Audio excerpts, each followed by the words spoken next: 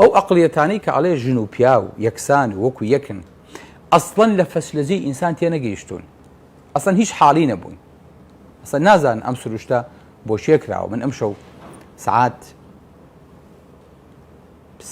پێش سێی شەو گەڕاومەتەوە ماڵەوە، بەیانی زوو هەستاومەتەوە، خێزانم هەستاوە شانوملی بۆ شێلاوم بەسی پیاما هەدوێتەوە، توێتی دانیشتومە دەرزەمێ، توێتی دانیش زۆری لاکی بۆ چوە ئەچیت، خۆزگەم توانین لە شوێنی تۆ بخەوم، خۆزگە و توانین لە شوێنی منی سراحەت کەیت.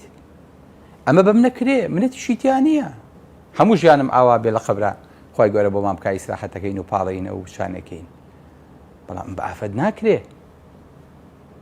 ئەمە سروشتی ماسوولکەی منەوە هەڵکەوتووە، ئەی بیشەوە بەکاری نێنم، ئەی بیشە بڵێم هیراکم و ماندوم و وەڵا لۆدم زۆر لەسرە، نەخێر.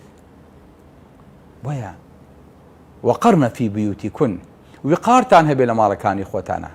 ئەمە لەوانەیە خەڵکێک بڵێ مەخۆ هەر نا، ئافرەتی ئاقڵ و ژیریش کە ئەگاتە چڵەپۆپە لە فلیمەکە تێ ئەگات، ئەزانێت شوێنی ئافرەت شوێیە.